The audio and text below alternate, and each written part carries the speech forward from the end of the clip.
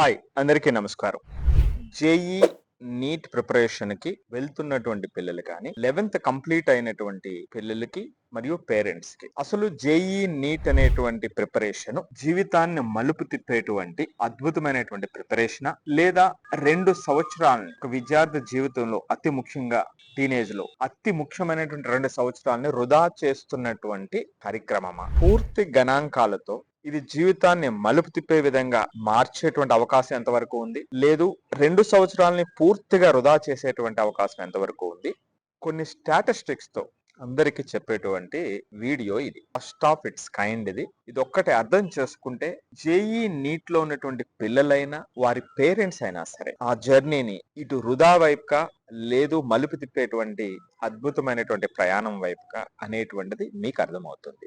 అసలు JEE NEET preparation లో మొట్టమొదటిగా వచ్చేటువంటి ఇబ్బంది ఏమిటి? లక్షల ఖర్చు పెట్టి ఇన్స్టిట్యూట్ లో జాయిన్ చేసిన తర్వాత మరి వాళ్ళు జాగ్రత్త తీసుకుంటారు కదా. ఎంతో రీసెర్చ్ చేసి నాకు ఒక పేరెంట్ రీసెంట్ గా కాల్ చేశారు. ఆమె చెప్పారు ఒక మాట, సార్ నేను సుమారు ఒక 50 ఇన్స్టిట్యూట్లు నేను తిరిగానండి, ఎక్కడా కూడా ప్రతి పిల్లవాడిని పట్టించుకునేటువంటి విధంగా మనకి కావలసినటువంటి విధంగా లేదు. వాళ్ళు ఒక రిపీటెడ్ క్యాసెట్ పరంగా క్యాసెట్ ఏదైతే ఉంటుందో అలా రిపీటెడ్ గా చెప్తున్నారు తప్ప 50 చోట్ల కూడా నాకు ఒక్క చోట కూడా ప్రతి పిల్లవాడిని కన్సర్న్ తో వాడికి వచ్చేటువంటి ప్రాబ్లమ్స్ అర్థం చేసుకుని చూసేటువంటిది ఎక్కడా కనిపించలేదు అని ఆమె చెప్పినటువంటి మాట. ఇది నిజమా అంటే ఖచ్చితంగా ఇది నిజం. మరి అక్కడ పరిస్థితులు మనం మార్చినా మార్చకపోయినా ఏ పరిస్థితుల్లో అయినా సరే మన పిల్లలు ఆ ప్రిపరేషన్ ని వారి యొక్క భవిష్యత్తుకు పునాదిగా మార్చుకోవాలి అనేటువంటిదే ఖచ్చితంగా మన యొక్క ప్రయత్నం.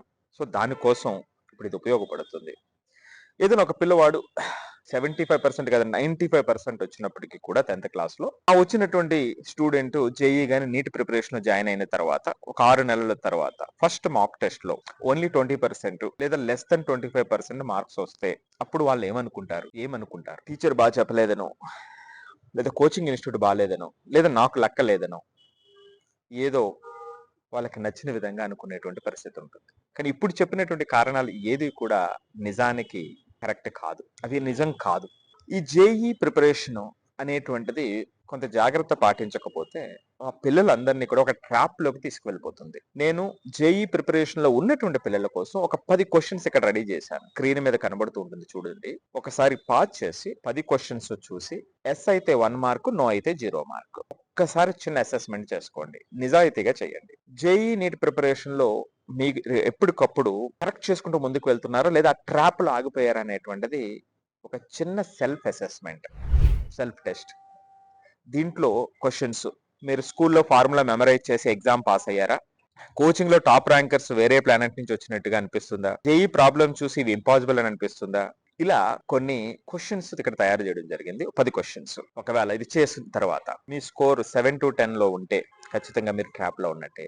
4 to 6 లో ఉన్నట్లయితే కొంచెం అటు ఇటుగా అంచునున్నట్టు. అదే 0 to 3 ఉన్నట్లయితే మీరు సాలిడ్ ఫౌండేషన్ తో మీ ప్రిపరేషన్ ఏ రోజుకి ఆ రోజు మెరుగుపరుచుకుంటూ ముందుకు వెళ్తున్నారు. సో ఇంకొంచెం మెరుగుపరచుకోవడానికి ఇది ఏమిటి అనేటువంటిది పూర్తిగా చూడండి. మరి ఇక్కడ అందరూ కూడా మంచి మార్కులు వచ్చి సో మంచి ఎయిమ్ తో వెళ్తారు కదా, డాక్టర్ కావాలి లేకపోతే ఐఐటిలో సీటు సాధించాలని. మరి ఎందుకు ఈ సక్సెస్ అనేటువంటిది ఒక ఇల్యూజన్ అయిపోతుంది, ఒక భ్రమలాగా అయిపోతుంది అంటే న్యాచురల్ సైన్స్ లో ఒక మెటాఫర్ ఉంటుంది. ఏమిటా మెటాఫర్ అంటే, ఒక ఫ్రాగ్ ని తీసుకుని ఒక కప్పని తీసుకుని బాయిల్డ్ వాటర్ లో పెడితే అది వెంటనే జంప్ చేస్తుంది, ప్రయత్నిస్తుంది, వెంటనే జంప్ చేస్తుంది. అదే ఫ్రాగ్ ని ఒక రూమ్ టెంపరేచర్ లో ఉన్నటువంటి వాటర్ లో పెడితే స్లోగా హీట్ చేస్తే అది థ్రెట్ ని ఫీల్ అవ్వదు. ఆ వాటర్ అలా వేడెక్కుతూ ఉన్నప్పటికీ కూడా ఆ వేడిలో అది చనిపోతుంది.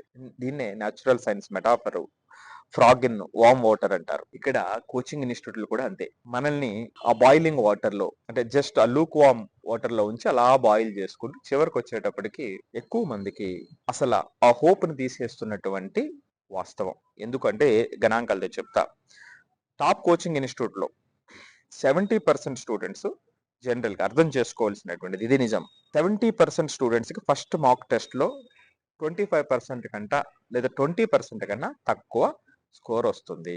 అలాగే 68% స్టూడెంట్స్ ఫస్ట్ ఇయర్ లో బ్యాక్లాగ్ స్పైరల్ లో పడతారు. చాలా బ్యాక్లాగ్స్ ఉంటాయి, ఈ చాప్టర్ ప్రిపేర్ అవ్వలేదు, ఆ చాప్టర్ ప్రిపేర్ అవ్వలేదు 68%. అలాగే ఐఐటి హైదరాబాద్ స్టడీ ఒకటి చెప్తుంది, స్కూల్లో 90% స్కోర్స్ చేసినటువంటి వాళ్ళు 90% అబౌవ్ స్కూల్లో స్కోర్ చేసినటువంటి పిల్లల్లో 34% స్టూడెంట్స్ మాత్రమే జేఈ మెయిన్స్లో 150 మార్క్స్ అంటే 50% మార్క్స్ సాధిస్తున్నారు. ఇది అందరూ గమనించాల్సినటువంటిది. అంటే చాలా మంది ఏమిటంటే ఈ మార్క్స్ తక్కువ వచ్చినప్పుడు వెంటనే ఆ ప్రయాణాన్ని ఆపేస్తారు. ఏది చిన్నప్పటి నుంచి బాగా చదివిన పిల్లలు కూడా. ఉదాహరణకు ఒక యావరేజ్ స్టూడెంట్ ఒక 60% మార్క్స్ వస్తాయని ఎక్స్పెక్ట్ చేస్తే కాంపిటేటివ్‌లో ఆయనకి ఒక 15-20% మాత్రమే వస్తాయి. ఎప్పుడైతే ఈ హ్యూజ్ గ్యాప్ నేను అనుకున్న దానికి వచ్చిన దానికి ఒక 40%, 45% గ్యాప్ వచ్చేసిందో ఆటోమేటిక్‌గా వాళ్ళ మైండ్ సెట్ ఎట్లా ఉంటుంది. సో, ఇవి ఇనీషియల్‌గా వచ్చేటువంటి ఇబ్బందులు. ఇవి స్టడీ చెప్తున్నటువంటి వాస్తవాలు. ఇక్కడ మొట్టమొదటిగా పిల్లలకి అర్థం కావాల్సినటువంటిది, అర్థం చేసుకునే విధంగా చేయాల్సినటువంటిది క్వెషన్స్. బోర్డ్‌లో మార్క్స్ వచ్చినప్పటికి సపోజ్ ఒక 90% మార్క్స్ వచ్చినా అందులో 70-75%, 75 మార్క్స్ కొంత మెమరైజ్ చేస్తే వచ్చేసేటువంటి అవకాశం ఉంటుంది. ఆ పేపర్ ప్యాటర్న్ అది అర్థం చేసుకుంటే. జస్ట్ ఒక 10% మాత్రమే డిఫరెన్స్. కానీ ఇక్కడ జేఈ నీట్‌కొచ్చేటప్పటికి చాలా క్వెషన్స్ మనం ఆలోచించి, అర్థం చేసుకొని, అప్లై చేసి సాల్వ్ చేయవలసినటువంటి అవసరం ఉంటుంది. అక్కడ క్వెషన్స్‌కి ఉండేటువంటి టైం, ఇక్కడ క్వెషన్‌కి ఉండేటువంటి టైంలో చాలా వేరియేషన్ ఉంటుంది. అక్కడ ఎక్కువ టైం ఉంటుంది, ఇక్కడ తక్కువ టైం ఉంటుంది. అక్కడ నెగెటివ్ మార్కింగ్ ఉండదు, ఇక్కడ నెగెటివ్ మార్కింగ్ ఉంటుంది. అక్కడ పాస్ అంటే 35% వస్తే పాస్, అందరూ పాస్ అవుతారు. ఇక్కడ అలా ఉండదు. ఇది రిలేటివ్ పెర్ఫార్మెన్స్. ర్యాంక్ 1 అక్కడికే వస్తుంది. ఈ వాస్తవం. అక్కడ సర్ఫేస్ లెర్నింగ్ చేసిన ఒక మినిమం మార్క్స్, డీసెంట్ మార్క్స్ వస్తాయి. కానీ ఇక్కడ deep conceptual learning or mastery చెయ్యకపోతే ఫస్ట్ వాళ్ళకి ఆ కాన్ఫిడెన్స్ రాదు. ఇది అర్థం చేసుకోవాల్సినటువంటి పాయింట్స్ లో అతి ముఖ్యమైనటువంటివి. ఆ తరువాత న్యూరో సైన్స్ ప్రకారం చూస్తే అసలు ఏం జరుగుతుందని చూసినప్పుడు మీ బ్రెయిన్ ఒక్కసారి మీరు ఇమాజిన్ చేస్తే దాంట్లో మనకు తెలుసు బిలియన్స్ ఆఫ్ న్యూరాన్స్ ఉంటాయి. దీన్ని మనం ఒక మెమరైజ్ చేసినటువంటి ఏదో ఒక అంశాన్ని ఒక మెమరైజ్ చేసినప్పుడు వీక్ కనెక్షన్స్ క్రియేట్ అవుతాయి. అదే అండర్స్టాండ్ చేసి అప్లికేషన్ లెవెల్లో ఆలోచించినప్పుడు దానికి మల్టిపుల్ స్ట్రాంగ్ కనెక్షన్స్ బిల్డ్ అవుతాయి. సో దట్ దాన్ని ఇబ్బందికర పరిస్థితుల్లో కూడా మర్చిపోయేటువంటి అవకాశం చాలా తక్కువ ఉంటుంది. ఈ జేఈ నీట్ ప్రిపరేషన్ లో ప్రాబ్లం చూసినప్పుడు ఆ బ్రెయిన్ అనేటువంటిది ఆటోమేటికల్ గా కొత్త ప్రాబ్లం చూసినప్పుడు ఆ ప్రాక్టీస్ లేకపోతే ప్రెజర్ ఫీల్ అవుతారు. ఓన్లీ మెమరైజేషన్ చేస్తే ఆ మినిమం కూడా గుర్తు లేకుండా ఎక్కువ సందర్భాల్లో అవుతుంది. సో ఈ బాగా చదివిన మార్కులు వచ్చినటువంటి పిల్లలు కూడా ఎందుకు ఫెయిల్ అయిపోతారు అంటే వాళ్ళ యొక్క స్టడీ మెమరైజేషన్ ఆగిపోయిందా, హై లెవెల్లో ఉందా అనేటువంటిది ఎవరు చూడరు. మార్క్స్ వచ్చినాయి, మ్యాథ్స్ లో మార్క్స్ వచ్చినాయా, ఎంపీసీ తీసుకో. మ్యాథ్స్ లో తక్కువ వచ్చినాయి, బయాలజీలో ఎక్కువ వచ్చినాయి, బైపీసీ తీసుకో. ఈ విధంగా మనం వాళ్ళని రెడీ చేయకుండా, అంటే ఆయుధాలు ఇవ్వకుండా యుద్ధ రంగంలోకి పంపడం లాంటిది అని నేను చాలా సార్లు చెప్తూ ఉంటాను. అలాగే అందరికి ఒక క్వశ్చన్ వస్తుంది, సార్ మేము చాలా స్టడీ చేసాము, లక్షల ఖర్చు పెట్టి ఇది బెస్ట్ ఇన్స్టిట్యూట్ అని అక్కడ జాయిన్ చేసాము, మరి వాళ్ళు ఏం చేస్తున్నారు? ఒక అతి ముఖ్యమైనటువంటి క్వశ్చన్ మీరందరూ వేసుకోండి. ఏ కోచింగ్ సెంటర్ అయినా సరే వాళ్ళు డిజైన్ చేసినటువంటి ప్రోగ్రామ్ ఎవరి కోసం డిజైన్ చేశారు? ఒక కఠినమైనటువంటి సత్యం ఏమిటంటే 5% టాపర్స్ ఎవరైతే ఉంటారో వాళ్ళ కోసం డిజైన్ చేసినటువంటి ప్రోగ్రామ్స్. పిల్లల కంప్లీషన్ అర్థం చేసుకుని వీళ్ళు స్వతహాగా నిజాయితీగా ప్రయత్నం చేయించటానికి చేసి కానీ అటువంటి ఓపిక కానీ అనేటువంటిది వాస్తవం. కొంతమంది పట్టించు నుంచి సాయంత్రం దాకా 16 గంటల పాటు ఆ చట్రంలో ఉంచేసేటువంటి వాళ్ళు వ్యవస్థ. కొంతమంది అసలు చదువుకుంటే అందుకు వీళ్ళతో గొడవ అని మొత్తానికి వదిలేసేటువంటి వాళ్ళు కొంతమంది. తర్పీదిచ్చేటువంటిది ఎక్కడ? సో ఈ విధంగా ఉన్నటువంటి కోచింగ్ సెంటర్లో జనరల్గా ఏమో ఏదైనా కాన్సెప్ట్స్ మిస్ అయ్యాయి, ఆ పిల్లలు 78% వాళ్ళలో ఆ టాపిక్స్ ని క్యాచప్ చెయ్యరు, మళ్ళా వాటిని అందుకోలేకపోతారు అనేటువంటిది మరొక ఇంపార్టెంట్ స్టడీ. సో ఇనీషియల్ గా అబ్సెంట్ అయినా, ఇనీషియల్ గా వాళ్ళు కొంచెం ప్యాసివ్ గా ఉన్నా, ఆ డిఫరెన్స్ తట్టుకోలేక కొంచెం దాన్ని దూరం జరిగిన దాన్ని క్యాచప్ చేయలేకపోతారు 78%. ఇలా జరిగినటువంటి జర్నీలో నిమ్హాన్స్ 2023 స్టడీ చెప్తుంది 67% జేఈ ఆస్పిరెంట్స్ లో moderate to severe anxiety first 8 months లోనే ఎక్స్పీరియన్స్ చేస్తారు అనేటువంటిది ఒక స్టడీ. అలాగే డబ్ల్యూహెచ్ఓ ఇండియా రిపోర్ట్లో ఇంజనీరింగ్ ఎంట్రన్స్ ఎగ్జామ్ స్ట్రెస్ నలుగురిలో ఒకరికి ఖచ్చితంగా ఉంది, మోస్ట్ పర్టికులర్లీ ఏపీ అండ్ తెలంగాణలో అనేటువంటిది మరొక వాస్తవం. సో ఇది జరుగుతున్నటువంటి వాస్తవాలు అందరూ గమనించాలి. ఇంతమందికి జరుగుతున్నప్పుడు మన పిల్లల్ని జాయిన్ చేసినప్పుడు వాళ్ళని రెడీ చేయాల్సినటువంటి అవసరం ఉంటుంది.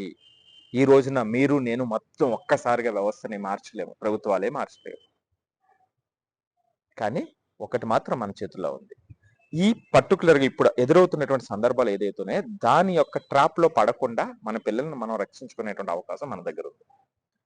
సో దానికి సొల్యూషన్ స్ట్రాటజీ ఒక సింపుల్ గా మీరు అర్థం చేసుకుని మీరు ట్రైన్ చేయగలిగితే, జనరల్ గా చేసే పిల్లల తప్పులు ఏంటంటే చాప్టర్ కంప్లీట్ చేయాలని రష్ అవుతూ ఉంటారు. అందుకే కొంతమంది ప్రిపరేషన్ లో చూస్తే 2 సార్లు రివిజన్ చేశాను, 3 సార్లు రివిజన్ చేశాను అంటారు. కానీ వాళ్ళకి ఆ చాప్టర్ని ఓన్ వర్డ్స్ లో ఎక్స్ప్లెయిన్ చేసేటువంటి సామర్థ్యం రాదు. అంటే చాప్టర్ని కంప్లీట్ చేయటం కాదు, ఓన్ వర్డ్స్ లో ఎక్స్ప్లెయిన్ చేయగలిగినటువంటి ఇది మన గోల్ అయి ఉండాలి. రెండోది, చాలా మంది టీచర్ నోట్స్ని కాపీ చేస్తారు. టీచర్ నోట్స్ని కాపీ చేయటానికి ముందు అసలు ఎందుకు అనేటువంటి ప్రతి పాయింట్లో ఎందుకు అనేటువంటి ఒక చిన్న ప్రశ్న పరిస్థితిని మార్చేస్తుంది. కాపీ చేయటం అంటే జస్ట్ అలా రీప్రొడ్యూస్ చేస్తారు. అలాగే మాక్ టెస్టులు జరిగినప్పుడు చాలా మంది ఏమిటంటే ఆ ఎనాలిసిస్ చెయ్యరు, లేదా కొంతమంది చేసిన నెక్స్ట్ టైం ఆ షార్ట్ కట్స్ని వెతుకుతూ ఉంటారు. అది కూడా పనిచేయదు.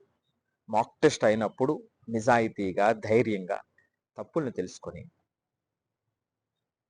ఆ మిస్టేక్స్ని అర్థం చేసుకోవటానికి, ఆ స్ట్రాంగ్ కనెక్షన్స్ బ్రెయిన్లో ఏర్పడడానికి మంచి అవకాశం ఉంటుంది. కానీ చెయ్యరు.